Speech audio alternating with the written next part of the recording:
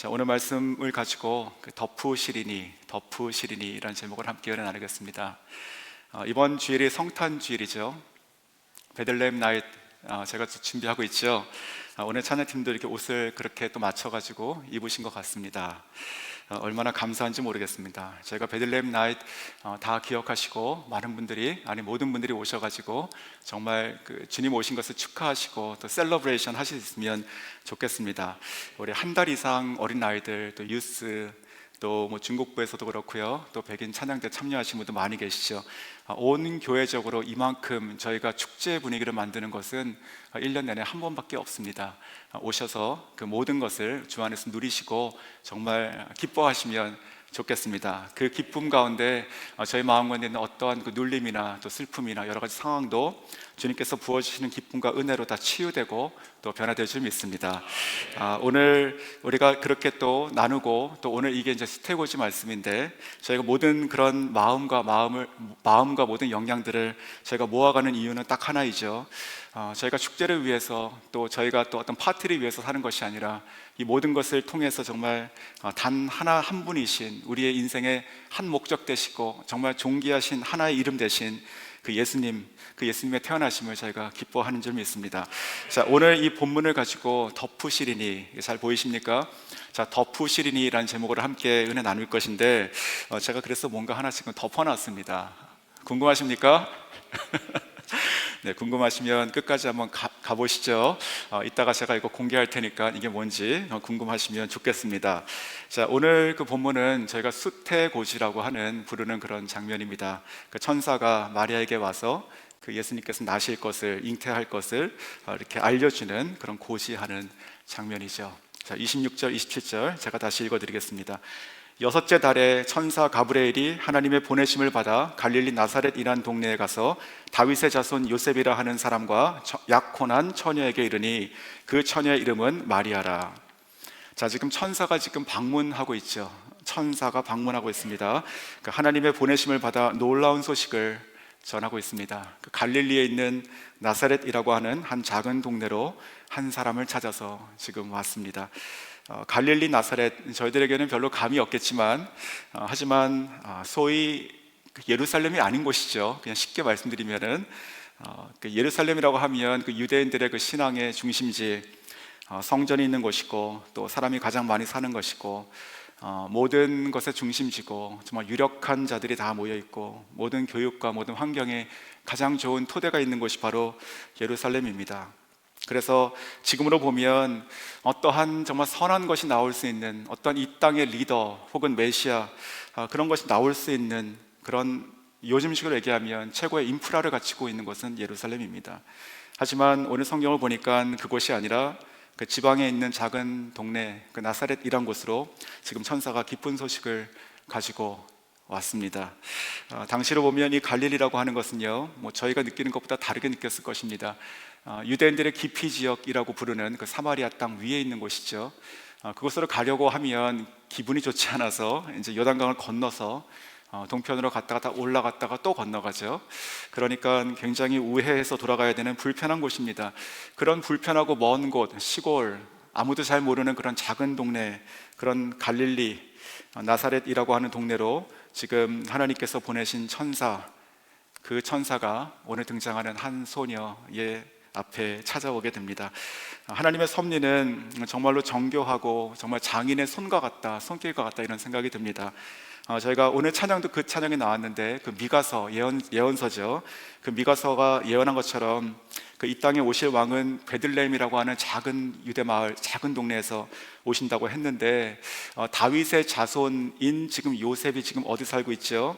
그 하나님의 언약의 성취가 되는 이때에 그 언약을 이루게 되는 그 한 사람, 그 다윗의 자손 요셉은 지금 갈릴리 나사렛에 있고, 그와 지금 정혼한 그 한 사람, 바로 이 마리아가 그곳에 있습니다. 근데 그들에게 임했지만 또한 하나님께서 곧 이어서 어떻게 하시죠? 그 유대인들을 자기 출신지로 보내서 그 인구 조사를 다시 하게 되죠. 그래서 다시 이들이 결국은 베들레헴으로 가게 되고, 거기서 이제 말구유에서 아기 예수를 낳게 된다는 말씀이죠. 이 모든 것을 보면 진짜 하나님께서 말씀을 성취하시고 우리 삶 가운데 지금도 개입하시고 이끌어 가시는 모든 것들은 정말 투박하고 또 이렇게 거칠고 어떤 걸 하다가 스킵하고 이런 것이 아니고 정말로 정교한, 그 세상에 있지 않는 그런 아주 정교한 그 물건을 만드는 그 장인의 손길보다도 더 정교하신 분이 하나님이시다, 이런 생각이 듭니다. 그래서 오늘 이 말씀이 이제 들어갈 것이지만 저희를 향하신 하나님의 계획도 똑같으십니다. 그러니까 예수님의 탄생만 그런 것이 아니고 저희 한 사람 한 사람도 그렇게 인도하시고 지금까지도 그렇게 인도하셨고 또 앞으로 우리들의 인생도, 우리 자녀들의 인생도, 또 저희들의 교회도, 저희들의 모든 것을 하나님께서 그와 같이 정말 정교하게, 정말 실수함 없이 가장 아름답게 마스터피스로 만드시는 하나님을 믿으시고 정말 믿고 나아가신 저 여러분 될 수 있기를 원합니다. 자, 오늘 이 하늘에 하나님께서 보내신 이 가브리엘 천사는 이 나사렛이라고 하는 동네에 있는 마리아에게 와서 소식을 전하게 됩니다. 28절입니다. 그에게 들어가 이르되 은혜를 받은 자여 평안할지어다, 주께서 너와 함께 하시도다 하니. 자, 뭐라고 지금 부르고 있습니까? 처음에 은혜를 받은 자여. 저는 이 한마디가 보험이라 생각이 듭니다. 이 한마디가, 그렇지 않습니까? 우리가 은혜를 받을 만한 자여, 이렇게 안 불렀다는 것이죠. 이 천사가 이 마리아를 찾아와서 부른 것은 은혜를 받은 자여, 하나님께서 은혜를 주시고 시작하시는 것이지 우리의 삶을 이렇게 검사하시고 또 이렇게 저울에 달아보시면서 내가 누구에게, 그래 내 아들 이 예수가 누구에게 가면 그래도 적당할까, 아니면 그래도 그나마 좀 나을까, 그런 것이 아니라 똑같은 죄인인데 지금 이 마리아에게 은혜를 주시고 지금 임하셨다는 것을 보게 됩니다. 저희가 신앙생활을 하다가 좀 불행하다 혹은 좀 기쁘지가 않다, 그렇게 여겨지는 때가 혹시 있으십니까? 때때로 있으실 수도 있죠. 그런데 저는 오늘 이 말씀 묵상하며 바로 이 첫 마디, 이 한마디를 우리가 잊어버리지 않으면 우리 신앙의 어떠한 그런 슬럼프, 이런 것은 찾아올 수가 없다 생각이 듭니다. 우리가 정말 하나님의 은혜를 받은 자로 살아가는 것이지 우리의 마음과 상황과 어떠한 감정에 따라 가지고 하나님의 은혜가 있는 것 같기도 하고 없는 것 같기도 하고 가까이 계신 것 같기도 하고 떠나신 것 같기도 하고, 그렇게 우리의 마음으로 하나님을 여기저기라 갖다 놓지 않습니까? 그러지 않으시고 정말 오늘 이 말씀처럼 지금 이 가브리엘이 처음 얘기한 것처럼 저 여러분도 똑같이 은혜를 받은 자로 살아가시는 저 여러분 될 수 있기를 원합니다.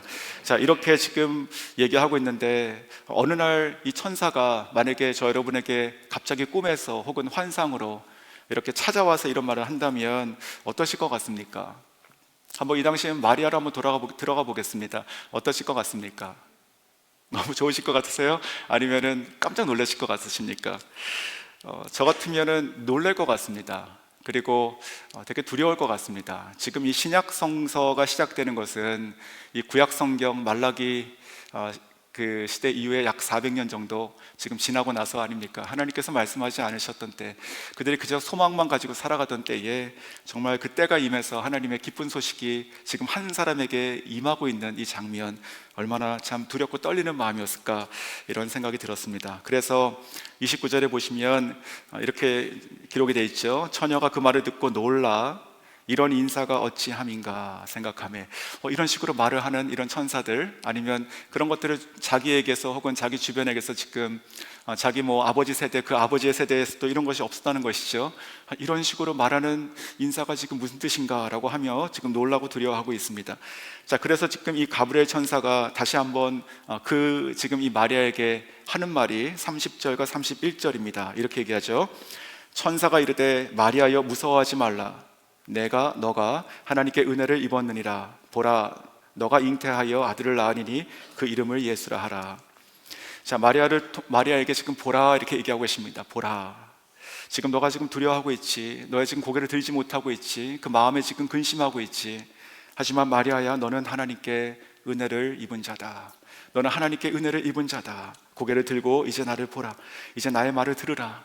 너가 한 아이를 잉태할 것인데, 그 아들을 낳을 것인데 그 이름을 뭐라고 하라고요? 예수라 하라. 그 이름을 예수라 하라. 얼마나 아름다운 이야기입니까, 진짜.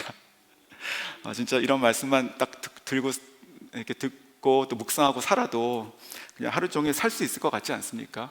그 이름을 예수라 하라. 자, 이렇게 엄청난 말씀, 이 이름을 지금 얘기하시는데, 하지만 이 마리아는 엄청 놀랐죠. 얼마나 놀랐을까요? 왜냐하면 이 마리아는 지금 정혼한 사이죠. 약혼. 그러니까 아직 둘이 같이 결혼해가지고 같이 부부로 살고 있지 않습니다. 성경도 지금 그래서 그런지 계속 처녀라고 얘기하고 있지 않습니까? 처녀라고. 성경학자들이 추정하는 그 마리아의 나이는 10대입니다. 10대.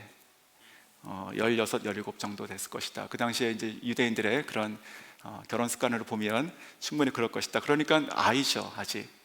그런데 지금 이렇게 얘기하고 있잖아요. 그러니까 얼마나 놀랬을까 생각이 듭니다. 그래서 이 소식은요, 저희가 그냥 이렇게 가볍게 읽고 지나가고 탁 캐치하는 것처럼 너무 기쁜 소식이다 라고 하는 소식보다는 이 순간만큼은 아마도 굉장히 충격적이고 두려운 소식일 것이다, 이런 생각이 듭니다. 자, 그래서 지금 이 가브리엘이 그러했던 계속 떨고 있는 것이죠. 그 마리아에게 지금 이 마리아가 낳을 그 아들이 누군지, 어떤 사람인지, 어떤 분이신지를 지금 선포하듯이 얘기하고 있습니다. 그것이 바로 32절, 33절입니다. 한번 같이 읽으실까요? 시작. 그는 큰 자가 되고 지극히 높으신 이의 아들이라 일컬어질 것이요 주 하나님께서 그 조상 다윗의 왕위를 그에게 주시리니 영원히 다윗의 집을 왕으로 다스리실 것이며 그 나라가 무궁하리라. 아멘. 자, 이 예수라고 하는 한 아들이 낳을 것인데, 근데 이 사람은, 이 아들은 큰 자다, 크다. 네, 얼마나 클까요? 자, 그러면서 뒤에 얘기하는 것이 지극히 높으신 이의 아들. 여기서 지극히 높으신 이라고 하는 것은 히브리적 표현입니다. 그냥 높으신 분을 뜻하는 것이 아니고 하나님을 얘기하는 것이죠. 우리가 창세기부터 그 호칭이 나오고 있습니다. 지극히 높으신 분, 하늘에 계신 분, 그분이 바로 여호와 하나님을 부르는 이름 중에 하나가 되는 것이죠. 즉, 이 예수는 그냥 큰 자가, 그냥 사람 중에서 큰 자, 사람 중에 큰 자라고 하면 올라가면 종교적으로는 대제사장이고 아니면 사회에서는 왕이 되겠죠. 어떤 그런 정도의 큰 자가 아니라 그 위에, 이 땅에서의 큰 자가 아니라 진짜 완전히 클래스가 틀린 저 하늘에 지극히 높으신 그 하나님의 아들이시다, 지금 이렇게 말씀하고 있습니다. 그러면서 이어서 얘기하는 것이 그 다윗의 왕위를 이은 자다, 즉 왕이란 뜻이죠, 이분은. 그런데 그 뒤에 뭐라고 얘기합니까? 영원히 야곱의 집을 왕으로 다스리실 분이시다. 여기서 야곱의 집이라고 하는 것은 12지파, 즉 이스라엘 백성을 얘기하는 것이고, 즉 그냥 다윗의 왕위를 이어받은 자다라고 하면 요셉도 마찬가지죠. 요셉도 나름 이 다윗의 자손이잖아요. 그러니까 그냥 개인적인 자부심을 가지고 내가 왕실의 무슨 맏대손이다 그런 것이 아니라 실제적으로 이 지금 아들을 낳을 것인데, 예수라 할 것인데, 이분은 큰 자고 하나님의 아들이라고 일컬음 받을 것인데, 이분은 다윗의 왕위를 이어서, 즉 왕인데 실제적으로 이스라엘의 12지파인 온 이스라엘 백성을 다스릴 분이시고, 마지막에 이분의 나라는 어떻다고요? 무궁하다고요. 자, 무궁하다, 끝이 없으시다. 그러니까 끝이 없도록 다스리시는 그 나라의 왕이신 분, 바로 이 메시아이신 것이죠. 자, 이 메시아의 예언이신 거예요. 그러니까 지금 이 선사가 얘기하는 이 설명이 곧 이 구약에서 얘기하는 전체 그 메시아에 대한 내용을 담고 있는 것이죠. 그 메시아의 예언으로 오시는 분, 우리를 위해서 오시는 그 구세주, 구원자, 그리고 우리의 왕 되신 분, 바로 그분이 지금 이제 너 안에서 태어나게 될 것이다, 이렇게 얘기하고 있습니다. 자, 역시 이 엄청난 소식을 들었을 때 마리아는요, 자기는 듣고 있지만 진짜 이해할 수 없는, 감당할 수 없는, 그 말이 더 맞겠죠. 감당할 수 없었을 것입니다. 이게 도대체 무슨 말인가? 그래서 그는 이렇게 34절에 고백하게 됩니다.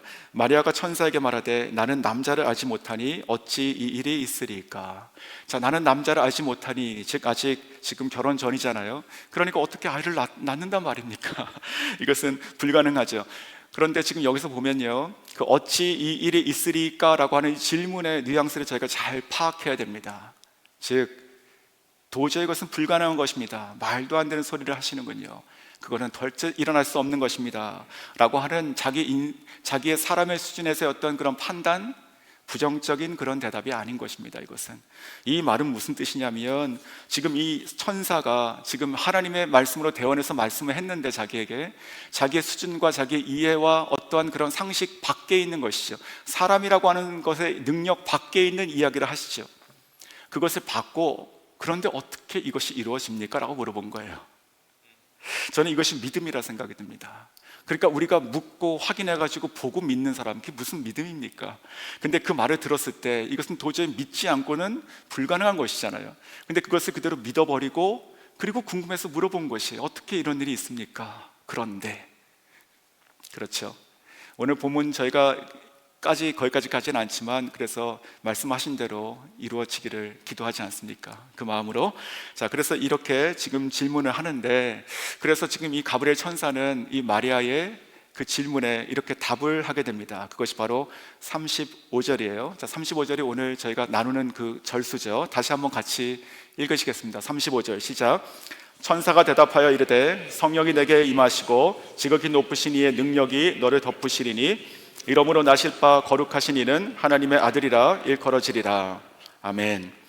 자, 어떻게 이런 일이 있을 것입니까? 라고 물었을 때 지금 이 천사가 두 가지를 얘기하고 있습니다. 첫 번째는 성령이 너에게 임하시면, 즉 성령의 임재, 하나님께서 임재를 지금 말씀하시고, 두 번째는 지극히 높으신 이의 능력이 너를 덮으시리니, 이렇게 되어 있죠. 즉 여기서 지금 말씀하고 있는 능력은요, 이 말이 엄청난 말인데, 그 사도행전 1장 8절 말씀 저희가 잘 아시죠? 성령이 너에게 임하시면 권능을 받고, 그렇죠? 그래서 이렇게 쭉 복음을 전하잖아요. 땅끝까지요. 거기서 성령이 너에게 임하시면 너희가 권능을 받고의 권능하고 똑같은 단어가 쓰였습니다. 들어보셨죠? 두나미스라고요. 이게 두나미스 파워를 얘기하는 것이에요. 지금 여기서 성령의 능력이 너를 덮으신다, 성령의 두나미스 파워가 너를 덮으시면 이 일이 가능하다, 지금 말하는 것이에요.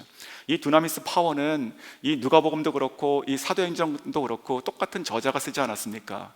의사였던 누가가 자기가 정말 예수님 만나가지고 완전히 깨진 다음에 이성적으로 판단할 수 없는 온갖 성령의 이야기를 쏟아부은 게 누가복음과 사도행전이잖아요. 그렇죠?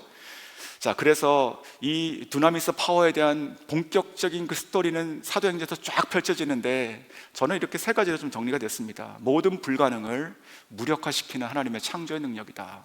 모든 불가능을, 이것도 안 돼 저것도 안 돼 이건 불가능해, 모든 불가능을 다 무장해제 시켜버리고 뚫고 나가는 것이 창조의 능력, 이것이 두나미스 파워고요.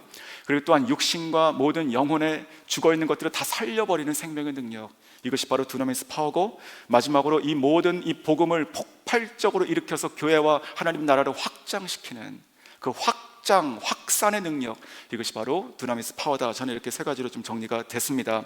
자, 그 파워, 그 두나미스 파워가 이 지금 하나님의 임재하심과 더불어서 그 능력이 이 마리아에게 임하시면, 그리고 덮으시면 이 일이 일어난다, 이렇게 지금 얘기하고 있는 것이죠. 자, 그래서 저는 이 35절까지 읽으면서 묵상하면서 설교 준비하면서 저의 눈을 사로잡은 이 단어는요, 오히려 이 능력도 아니었고요, 그리고 이 하나님의 임하시면 이것도 아니었고 성령도 아니었습니다. 저한테는 덮으시리니 이거였습니다. 덮으시리니. 성도 여러분, 어떠십니까? 하나님의 성령의 임재, 그리고 그 이 능력이 덮으신다.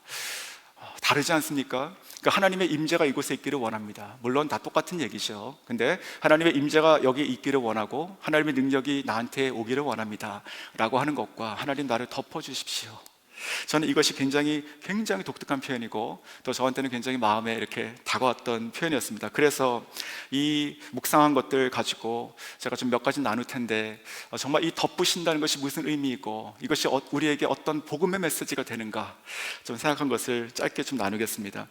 먼저 이 덮으신다라고 하는 이 말은 그 원어를 찾아보니까 에피스키아조라고 하는 것입니다. 자, 에피스키아조라고 하는 것의 뜻은 무엇이냐면 그림자로 덮다, 혹은 그늘을 지우다, 이런 뜻입니다. 그리고 어떠한 빛이 있는데 거기에 뭘 막으면 그 밑이 이제 그림자가 지고 그늘로 덮이게 되죠. 자, 이 안에 있는 뭐가 있는데 보이세요? 안 보이시죠? 네, 물론 가시적으로도 안 보이지만 이제 덮어놨기 때문에 이 안은 이 빛이 안 들어가겠죠. 자, 그래서 지금 이 에피스키아조라고 하는 것이 이제 그림자로 덮다, 혹은 그늘을 지우다, 이런 뜻이에요. 자, 그래서 이 말은 무슨 뜻이냐면 완전히 빛이 차단된 것처럼 어떤 것을 완전히 이렇게 덮어버리는 그 말이 지금 쓰이고 있습니다. 자, 이 예수님의 공생애에서 이 똑같은 이게 헬라어잖아요. 이 말이 신약 성경에서 한 번 더 쓰였습니다. 두 번 더 쓰였습니다.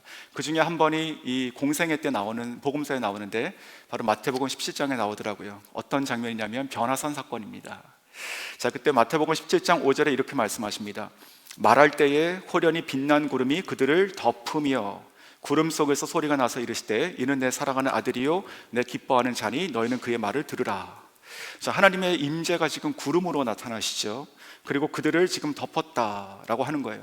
그러니까 그 안에 지금 그 산에, 우리가 변화산이라고 부르는 그 산에 그 영광의 충만함이 임한 것이죠. 영광이 임한 것인데, 제가 그냥 표현을 오늘 이렇게 하겠습니다.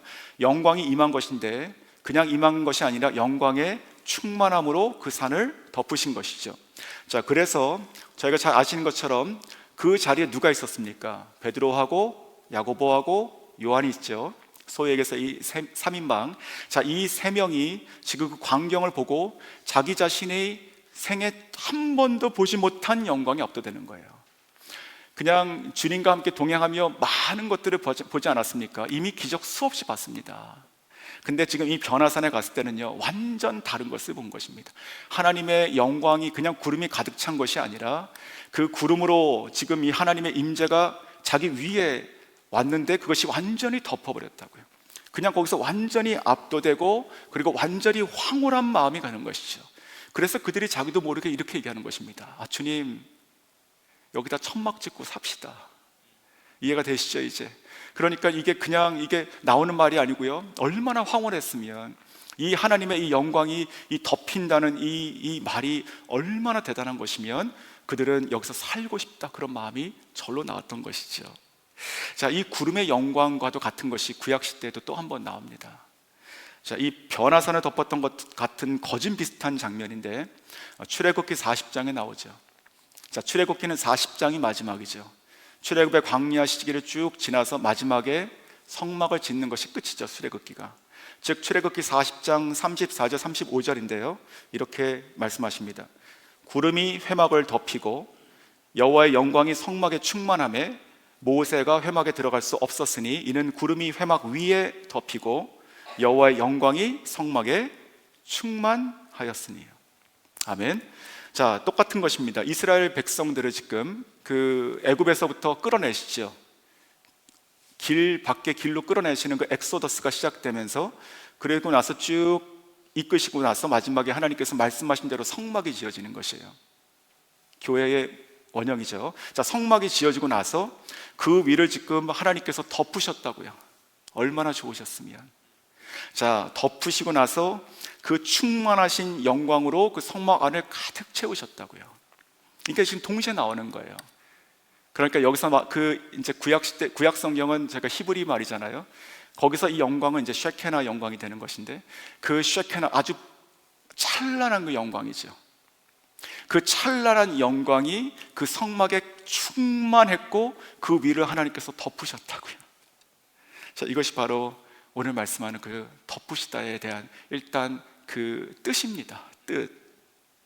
자, 그래서 제가 이 말씀 묵상하며 카톡을 확인하다가 놀라운 걸 하나 발견했습니다.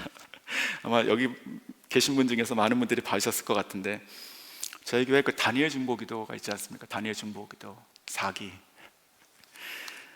저는 다니엘 중보기도 보면서 너무 이분들은 미래 사람들인가 이런 생각이 들었어요. 벌써 내년을 위해서 기도하기 시작했더라고요. 내년을 위해서, 특세를 위해서 벌써 정오 기도를 시작하셨는데 너무너무 막 가슴이 뛰고 기대가 되고 그런 느낌입니다. 자, 특세를 위해서 정오 기도를 하시면서 오늘 장로님께서 올려주신 게 4가지 기도 제목인데 1번과 2번을 보고 제가 소름이 끼치는 것 같았습니다. 읽어드리겠습니다. 1번, 특세 기간 내내 우리 목사님을 영육간의 강건함과 성령의 충만함으로 덮어주사. 이렇게 써 있어요. 거룩한 도구로 하나님의 말씀을 온전히 선포할 수 있도록 능력의 오른손으로 붙들어 주옵소서. 아멘. 자, 두 번째, 2번, 찬양 인도자. 찬양 인도자와 찬양팀 한 사람 한 사람을 기억하시고 이들을 찬양자로 거룩한 삶을 살게 하시며 마귀가 일절 틈타지 못하도록 예수의 보혈의 피로 덮어주옵소서. 저희 교회가 이 정도의 영성에 있는 교회다 생각이 들었습니다. 네, 기대가 되지 않습니까? 벌써부터 기대가 되지 않습니까? 네, 그래서 이 덥다라는 것이 그런 것입니다. 그냥 잠깐 이렇게 좀 덥고 뭐 이렇게 그런 것이 아니고요. 진짜 이 예수님의 제자들이 진짜 여기가 이게 꿈인가 생신가, 여기가 이 땅인가 저승인가, 천국인가 막 알지 못할 정도로 해가지고 여기 살고 싶다, 내려갈 수가 없다, 그렇게 봤던 그 덮어주심, 바로 그것이 오늘 지금 이 마리아에게 임한 것이죠. 그래서 이 마리아가 사람으로서는 도저히 할 수 없는 처녀 잉태가 되는 것입니다. 자, 그래서 오늘 이 메시지가 이 덮는다고 하는 것이 우리에게 어떤 복음의 메시지가 될 수 있을까요? 몇 가지 생각해 봤는데, 첫 번째는요, 우리들의 두려움을 덮으신다고 생각이 듭니다. 자, 여기서 보시면 지금 천사가 마리아를 찾아와서 한 말이, 첫 번째 말이 이것이었죠. 그 28절에, 오늘 본문 28절에 보시면, 은혜를 받은 자여 평안할지어다, 주께서 너와 함께 하시도다. 자, 은혜를 받은 자여 너는 평안하라, 두려워하지 마라. 왜? 주께서 너와 함께 하시니까 두려워하지 말라. 자, 이 덮은 자 안에 거하는 자는 평안한 것이죠. 왜? 우리가 주님과 함께 지금 있으니까 그런 것입니다. 저희가 잘 아시는 일화인데 한번 들어보시죠. 그 존 웨슬리 목사님의 이야기 잘 아시는 것입니다. 이번에 영국에서 미국으로 배를 타고 건너오시다가, 대서양 건너오다가 중간에 폭풍을 만나지 않습니까? 그 배가 난파될 어떤 위기에 처했고 모두가 막 두려워하고 있는데, 저쪽 배 한켠에서 어떤 무리들이 정말 평안의 소리를 가지고 기도하고 찬송하고 이런 것 같았다는 것이죠. 보니까 바로 그 모라비안 교도들이었고 선교사들이었고, 그들에 가서 보니까 이들이 이제 시편을 낭독하고 있었고, 그리고 하나님께 감사와 찬송을 드리며 마치 죽음을 맞이하듯이, 하지만 정말로 그 진짜 평안한 가운데 그렇게 있었다는 것이죠. 그것이 너무나 이상할 정도로 놀랐다고 하죠, 이 웨슬리 목사님이. 그리고 나서 이 배는 감사하게 이제 그 난파되지 않고 다시 해변으로 와가지고 내리게 됩니다. 자, 여기까지는 저희가 많이 들어보셨죠. 근데 그 다음에 이런 이야기가 이어집니다. 그래서 지금 이 웨슬리 목사님이 나중에 찾아간 거예요. 거기 그 모라비안 그 목사님, 선교사님한테. 그래서 이렇게 물었답니다. 그때 당신들은 정말로 두렵지 않았습니까? 어린아이도 있고 당신의 부인들도 있었는데 정말로 두렵지 않았습니까? 이렇게 물었습니다. 그때 기록을 보니까, 자, 이런 분들 저희가 이름을 한 번씩 커명해야죠. 스팡겐베르그라고 하는 독일 분인 것 같은데, 스팡겐베르그 이 모라비안 선교사님께서 이렇게 웨슬리 목사님에게 이렇게 되물었다고 합니다. 당신은 예수를 아시오? 무슨 말씀입니까? 당신 정말 예수를 아시오? 그때 나중에 이 웨슬레가 회고하는 뭐라고 썼냐면, 나는 그때 그 질문이 너무나 충격적이었고, 그리고 나는 하마터면 난 진짜 모르는군요 라고 대답할 뻔했다, 이렇게 얘기하더라고요. 즉, 우리가 어떤 두렵고 그렇게 살아갑니다. 그렇죠. 하지만 정말로 우리가 예수를 안다, 즉 우리가 그리스도 안에, 그 그리스도의 그 평안에 덮여 있다면 저희가 어찌 두려울 수가 있겠습니까? 어찌. 이것이 바로 복음이라는 것입니다. 우리가 지금 살아가는 그 어떠한 많은 일들이 있겠죠. 하지만 정말로 그렇게 한번 이 독일 목사님처럼 그렇게 자기 자신에게 한번 물어보십시오. 내가 예수를 아는가? 내가 예수 믿는 사람인가? 네 라고 대답하신다면, 그렇다면 평안하셔야 됩니다. 이것이 주님의 뜻이시고 주님의 명령이시고 또 우리에게 주신 그 은혜와 그 축복과 그 특권인 것이죠. 절대로 주 안에서 우리가 하나님 그리스도로 덮여 있는 저희들은 두려워하지 마시기를 원합니다. 자, 두 번째는 예수님께서 우리를 덮으셨다는 것은 무슨 복음의 메시지가 되는가? 바로 우리들의 연약함을 덮으신다는 것입니다. 우리들의 연약함을 덮으신다. 자, 이 연약함은 저희가 많은 것들을 얘기할 수 있겠죠. 육신의 연약함, 아니면 마음의 연약함, 아니면 우리가 정말 우리의 손으로 할 수 없는 정말로 그 절망 가운데 마치 운명처럼 받아들여야 하는 어떤 상황 속에 처하고 있는 내 모습, 이런 모든 것들이 다 연약한 것들이죠. 그 중에서 육신의 연약함에 대한 것을 한번 나눠보겠습니다. 마태복음 8장이 좀 생각이 났습니다. 마태복음 8장 보시면 그 나병 환자를 고치신 예수님의 그 기적에 그 낫게 치유하시는 역사가 기록이 되어 있습니다.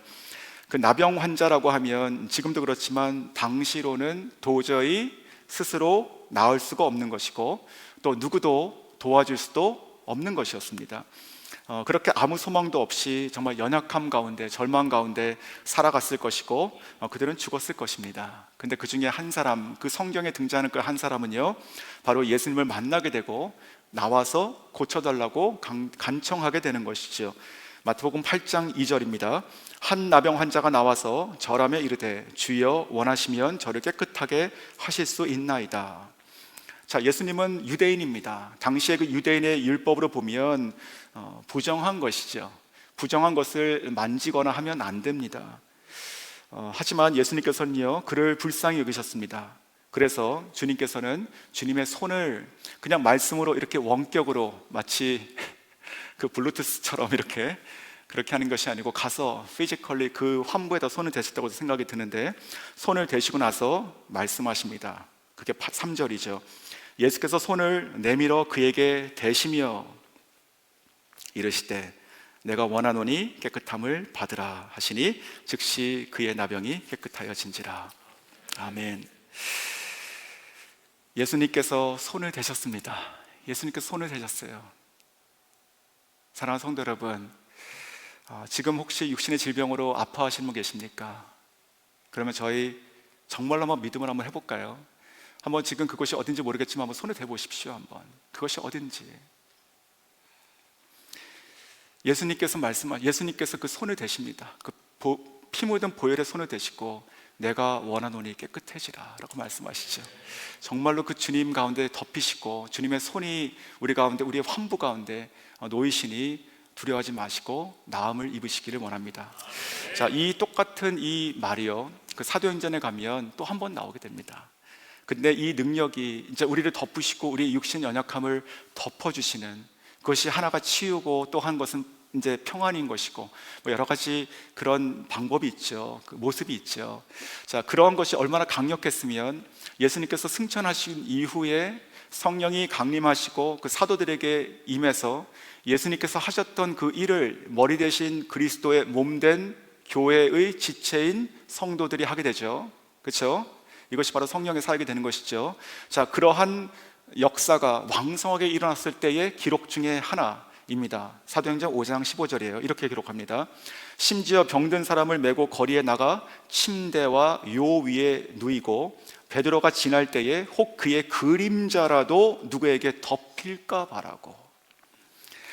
그러니까 얼마나 이 하나님 예수 그리스도의 이 성령의 덮으심이 얼마나 강력한 치유의 역사가 임했으면 이 베드로라고 하는 사람이 지나갈 때 그 그림자라도 나의 사랑하는 가족에게 한번 스쳐라도 지나가라, 이런 마음이 있었던 것이죠. 얼마나 강력했으면. 이것이 미신이 아니죠. 정말로 이렇게 역사하신 것이죠. 정말로 역사하시고 그렇게 간절함들이 쌓이고 쌓이니까 사람들이 다 그렇게 나온 것이 아니겠습니까? 얼마나 감사한지요. 사랑하는 성도 여러분, 주님께서요 오늘 이 마리아를요 이렇게 덮으시고 기적을, 그 놀라운 일을 행하시죠. 덮으시고 정말로 이 말씀 오늘 붙잡으시고요, 그 덮으시리니 이 말씀 붙잡으시고 기도하실 때 여러분의 손을 여러분의 그런 곳에다 놓으시고 주님 이렇게 기도하십시오. 주님, 내 손 위에 주님의 피 묻은 손을 덮어주시고 나를 치유하여 주시옵소서. 기도하시면 좋겠습니다. 자, 세 번째, 주님께서 우리를 덮으신다는 것은요 우리의 부끄러움을 덮으신다는 뜻입니다. 우리의 부끄러움을 덮으신다. 사람들은 본능적으로 내가 어떤 수치심이 아니면 어떤 부끄러운 거에 대해서 저희가 자꾸만 가리게 되는 것 같습니다. 보이지 않으려고 하고. 선교제에 있었던 한 형제의 이야기인데, 이 형제는 젊은 날 그 마약과 그리고 도박, 술에 지금 빠져 있었습니다. 가산을 탕진하고 그리고 아내와 그리고 어린 아이가 있었는데 그 생활이 너무너무나 힘들게 되었습니다. 그런데 그 형제가 이제 인도함을 받고 저희 교회에 왔었습니다. 나와서 처음에는 아마 도움을 원했던 것 같습니다, 마음속에. 근데 그러진 않았고 이제 계속 복음 메시지 전하고 기도해 줬죠. 자, 그러면서 이 형제에게 하나님께서 찾아가시고 점점 그 마음의 문을 열기 시작하셨습니다. 그러면서 점점 그 예배 나와서 앞에 앉고 또 이렇게 귀담아 듣고 하는 모습들, 그런 것이 이제 보이죠. 그런데 늘 더운 곳이지만 그곳은, 하지만 유독 더운 때가 있습니다, 1년 중에. 자, 그때는 정말 덥습니다. 그냥 가만히 서 있으면 이렇게 땀이 이렇게 쫙 나니까 너무너무 덥습니다. 근데 그날도 유독 아주 더운 날이었습니다. 그때가. 그런데 이 형제가 예배 나오는데 긴 팔 그리고 목에다가 이제 수건을 두르고 나왔습니다. 글쎄 좀 그렇죠. 보통 반팔 정도 입고 오면 되는데, 그리고 예배 시간 내내 그것을 벗지 않았어요. 근데 나중에 알게 됐습니다. 왜 그랬는지. 그 형제가 자기 팔에 있는 그리고 목에 있는 그 뱀 무늬의 그 문신을 보이기 싫었던 것이죠. 자기가 마약도 하고 또 그렇게 참 어리석게 살았던 그 시절이 있는데, 그런 것들을 이제 보이고 싶지 않은 그 마음들, 이곳에 와서 그 다른 사람에게 보이고 싶지 않은 마음으로 그렇게 땀을 펄펄 흘리면서 그 수건으로 이렇게 닦으면서 이렇게 있는 모습을 봤습니다. 우리가 어떤 그런 보이고 싶어 하지 않은 그런 모습들이 아마 조금씩은 다 있을 것 같습니다. 하지만 사랑하는 성도 여러분, 우리가 꼭 기억해야 됩니다. 우리가 주님 앞에 은혜를 받은 자라 하는 것, 우리가 주님의 사랑을 입었다는 것, 우리가 하나님의 정말 그 그리스도의 십자가 가운데 우리가 나음을 입었다는 것, 이 모든 것은요, 우리가 가지고 있는 그 어떠한 그 부끄러움이나 수치도 다 주님께서 덮어주셨다는 것이죠. 저희가 이것을 정말 평생 해결하지 못하는 분이 덜어 있는 것 같습니다. 얼마나 안타까운지 모르겠습니다. 우리가 구원을 받고 예수 믿고 구원받고 천국 가는 거는 끝났어요. 근데 너무너무나 힘들게 사세요.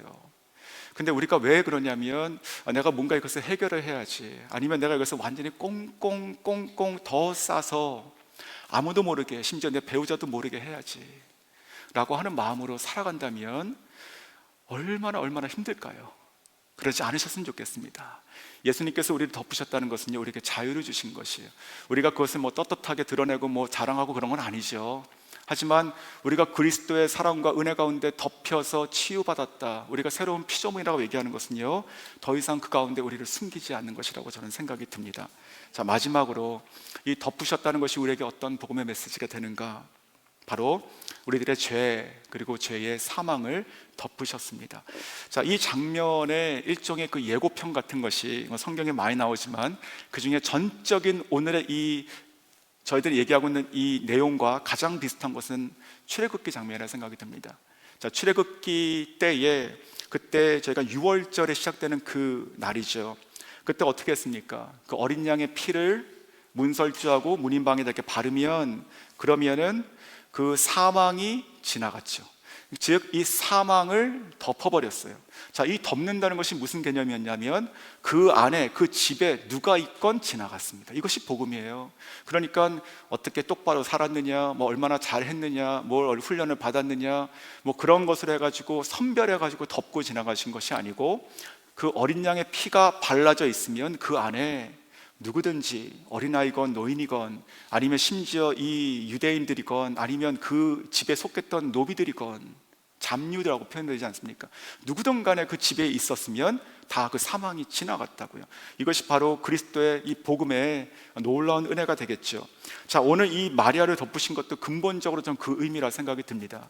왜냐하면 이 마리아가 죄인이잖아요. 죄인.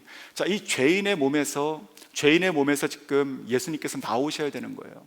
그러면 우리가 이렇게 볼 수 있습니다. 불완전한 어떠한 객체가 있는데, 불완전한 그 안에서 뭔가 완전하게 나올 수 있을까요?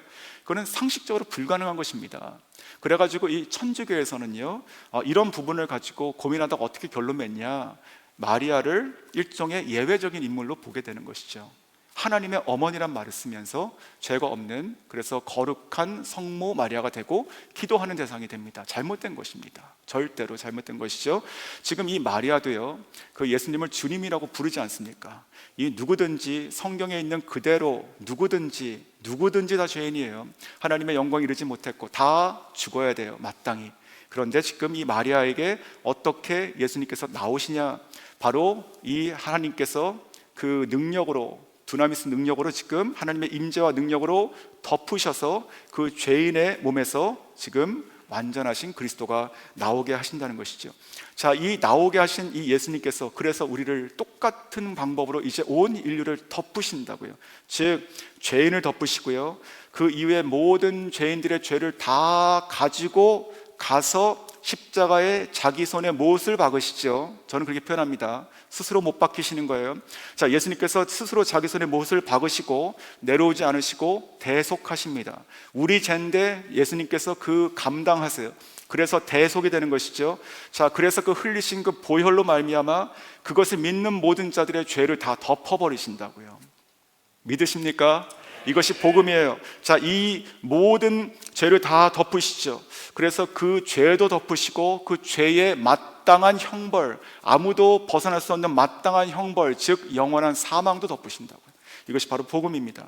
그래서 시편 32절 1절에 이렇게 말하죠. 허물의 사함을 얻고 그 죄를 가리움을 받는 자는 복이 있다. 자, 로마서 4장 7절도 마찬가지예요. 불법이 사함을 받고 죄가 가리어짐을 받는 사람들은 복이 있다. 가리신다고요. 덮으신다고요. 이 복음의 메시지, 이 덮으시리니 이 말 자체가 저는 복음이라고 생각이 듭니다. 그래서 마지막으로 한 장면이 떠올랐습니다. 요한복음 8장이죠. 자, 이 요한복음 8장에는 제가 잘 아는 사건이 또 기록되고 있습니다. 가늠한 여인을 용서해 주신 하나님, 예수님. 저는 성경에 정말로 아름다운 장면들이 많이 있는데 그 중에 꼽으라면 몇 개 꼽는 것 중에 하나가 저는 이 장면입니다. 이 가늠한 여인을 용서해 주시는 예수님. 자, 서기관과 이 바리새인들은요, 그 현장에서 음행으로 잡힌 여자를 끌고 와서 예수님께 세웁니다. 남자는 어디 있는지 모르겠어요. 자, 이 여자만 데리고 와서 지금 세워요. 그래서 이렇게 물어봅니다. 4절과 5절. 예수께 말하되 선생이여 이 여자가 간음하다가 현장에서 잡혔나이다. 모세는 율법에 이러한 여자를 돌로 치라 명하였거니와 선생님은 어떻게 말하겠습니까? 자, 예수님께서 땅에 뭘 이렇게 쓰시더니 일어나셔서 이렇게 말씀하십니다. 7절에 너희 중에 죄 없는 자가 먼저 돌로 치라. 자, 돌로 치라고 말씀하셨죠. 네, 그러니까 이 율법을 거스리지 않으시죠.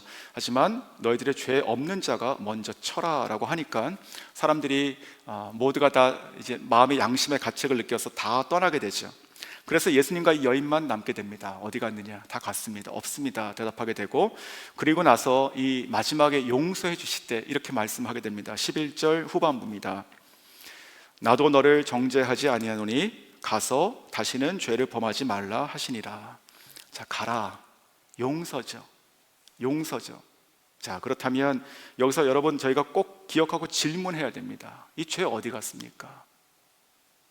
죄를 용서해 준다는 것이 이 죄를 어떻게 하겠다는 겁니까? 이거는 확실한 죄인이잖아요.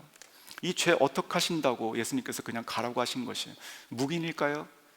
그저 만에 하나, 백만에 하나, 그래도 참으로 딱하고 불쌍하니까 여인에 대해서 이렇게 한번 자비를 베푸신 걸까요? 절대 그러실 수 없습니다. 만약에 예수님께서 누구라도 그와 같이 그냥 묵인할 수 있는 죄가 조금이라도 있다면, 그런 사례가 한 번이라도 나온다면 성경에, 그 얘기는 무엇이냐면 예수님의 십자가 자체가 우스워지게 되는 거예요.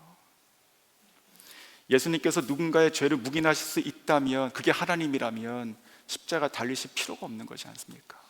즉 예수님께서 지금 가라고 하신 것의 뜻은 무엇이냐면 그 죄값을 내가 가져가겠다. 무슨 말입니까? 지금 조금 전에 이 바리새인하고 서기관들이 손에 뭐 들고 있었습니까? 돌, 그렇죠? 그 돌로 뭐 하려고 그랬어요? 던지려고 그랬죠. 누굴 향해서? 이 여인을 위해서. 예수님께서 그 여인 덮으셨다고요. 그 돌을 예수님께서 맞으신다고요. 이것이 바로 십자가의 복음입니다. 그렇지 않습니까? 사랑하는 성도 여러분, 바로 이것이 우리가 얻은 자유예요. 이것이 복음입니다. 바로 이 예수 그리스도께서 우리를 덮으셨기 때문에 우리의 죄가 사해진 것이지, 우리가 그저 말로 립 서비스 해가지고 나 하나님 믿습니다, 그 정도 가지고 된 것이 아니죠. 우리가 그렇게 말을 해가지고 된 게 맞죠. 근데 우리가 그렇게 말만 해서 되게 하신 것이 무엇이냐고요. 그리스도께서 우리의 모든 죄를 십자가에서 덮으셨다고요. 자기 자신의 피값으로 덮으셨다고요. 이것이 바로 복음인 줄 믿습니다. 자, 말씀 맺겠습니다. 자, 오늘 저희는 수태고지를 봤어요. 이제 저희가 이제 24일 날 정말로 기쁘게 예수님의 오심을 탄생을 제가 기뻐할 것이에요. 행사가 되지 않기를 바랍니다. 행사가 정말로 감사한 것이죠. 그리고 이 가운데 정말 그 성막에 있었던 그 덮으시고 충만하셨던 그 영광처럼 저희의 매주 예배가 그래야 되겠지만 이번 오늘 이 주일날 우리 성탄 예배, 그리고 그 저녁에 있을 그 행사가 정말 하고 지나가고 끝나고 이런 것이 아니라 정말로 우리 인생에 진짜 그 예수님의 제자들처럼 여기서 살고 싶다, 그런 마음이 나왔으면 좋겠습니다. 주님께서 우리를 위해서 그렇게 하셨습니다. 그러니 저희가 그렇게 정말 마음을 모아서 진짜 기쁘게 그랬으면 좋겠습니다. 자, 그래서 결론입니다. 이제 이거, 자, 이 모든 이 덮으심의 수혜자가 누구일까요? 자, 예수님은 누구의 두려움을 덮으신 것이에요? 예수님은 누구의 수치심을 덮으신 것입니까? 예수님은 누구의 연약함을 덮으신 것이에요? 예수님은 누구의 죄를 그리고 사망을 덮으셨습니까? 자, 여기 그 사람의 이름이 있습니다. 누구일까요?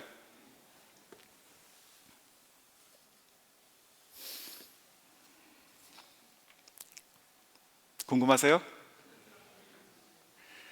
자, 보시면 아시게 될 거예요, 누군지.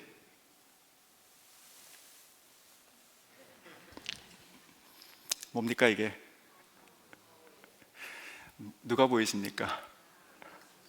자, 주님께서 저와 여러분을 덮으시고 우리를 사랑하시고 구원하셨습니다. 우리가 그분을 정말 감사하고 평생 사랑하고 섬기고 살아갔으면 좋겠습니다.